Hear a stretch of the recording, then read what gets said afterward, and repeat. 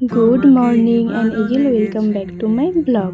তো সেদিন সকাল সকাল উঠে আমি ফ্রেশ হয়ে নিচ্ছিলাম, নিয়ে একটু সানস্ক্রিন মেখে নিলাম, কারণ আমি এখন যাব বাজারে ফুল কিনতে।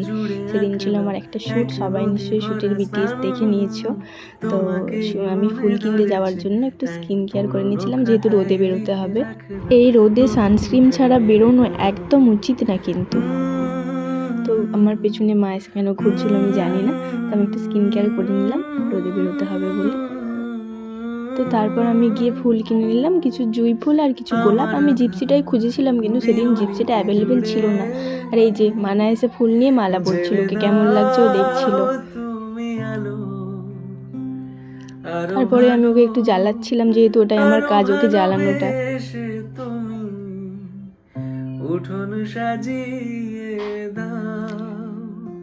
তারপরে আমি ফুলগুলো নিয়ে একটু জুয়েলারি বানিয়ে নিয়েছিলাম, যেহেতু জুয়েলারি আমি নিজেই বানিয়েছিলাম, আমি কিনে আনিনি, শুধু ফুলটাই কিনে এনেছিলাম। আমি তখনও কিছু ভাবিনি যে কি জুয়েলারি বানাবো। তো তারপরেই আমি বানিয়েছিলাম একটা হার, যেটা দেখতে ভীষণই মিষ্টি হয়েছিল। তো তারপর আমি করে নিলাম স্নান করে তো স্কিন কেয়ার করতেই হবে। তো আবারও আমি মেখে নিয়েছিলাম সানস্ক্রিন। আমার মেকআপ অলমোস্ট ডান। এখন আমি করছিলাম হেয়ার কার্লস, আর কার্ল করার পর তো আমাদের স্প্রে দিতেই হবে, না হলে কিন্তু কার্ল খুলে যাবে। তো তারপরে আমরা বেরিয়ে গিয়েছিলাম শ্যুটে, আর এই হচ্ছে আমাদের শ্যুটের লোকেশন। আর এটা আমি, আর এটা হচ্ছে আমার মডেল, আর ওইগুলো হচ্ছে ফটোগ্রাফার দাদা।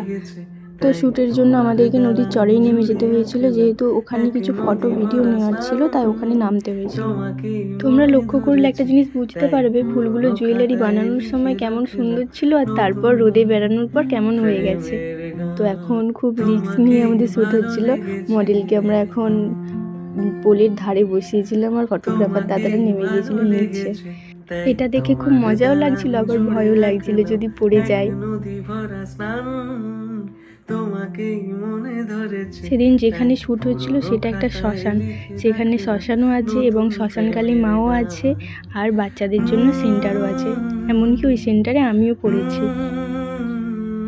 আর এই হচ্ছে মানা। সেদিন যেহেতু বাড়ির পাশেই শ্যুটটা হচ্ছিল, তাই ও আমার সাথে গিয়েছিল শ্যুট দেখতে আমার। আর এই হচ্ছে আমাদের শ্মশানকালী মা। তো মায়ের বিসর্জন আজকে, যেহেতু কালকে পুজো। আর এই মানা প্রণাম করছিল ঠাকুরকে। ও তো প্রণাম করতে গিয়ে আমাকেই প্রণাম করে দিচ্ছে, বুঝতেই পারছে না আমি কাকে প্রণাম করতে বলছি। আর আউটডোর শ্যুট করব, লোক জড়ো হবে না, সেটা কি হতে পারে? অন্য দিনের মতো সেদিনও অনেক লোক জড়ো হয়ে গিয়েছিল শ্যুট দেখার জন্য, যেহেতু তারা আগেকার দিনের মানুষ, তো তারা ওইসব দেখেনি কোনো দিন।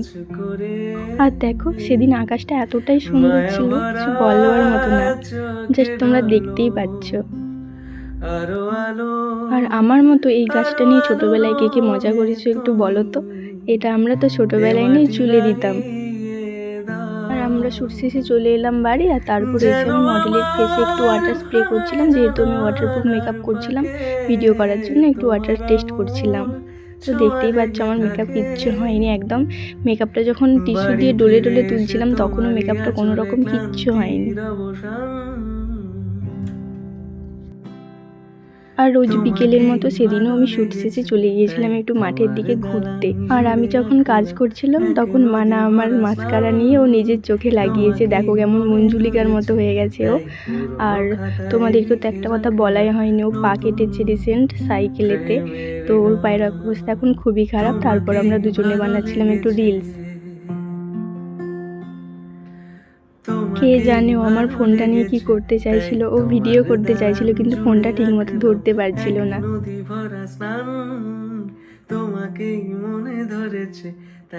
আর তারপর আমি বাড়িতে এসে খেয়ে নিয়েছিলাম একটু দুধ, মুসলি আর কলা, যেটা সচরাচর আমি খাই না, তো সেদিন একটু ইচ্ছা করছিল তাই একটু খেয়ে নিলাম।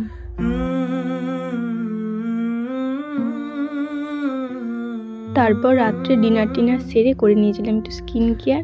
আমি আগে রাত্রে স্কিন কেয়ার করতাম না, কিন্তু এখন বেশ কয়েকদিন ধরে করছি। তোমরা লক্ষ্য করলে হয়তো বুঝতে পারবে আমার বেশিরভাগ জিনিসটাই ভিএলসিসির। তো আমার আজকের ভিডিওটা এই পর্যন্তই। সবাই ভালো থাকবে, সুস্থ থাকবে, সবাইকে টাটা।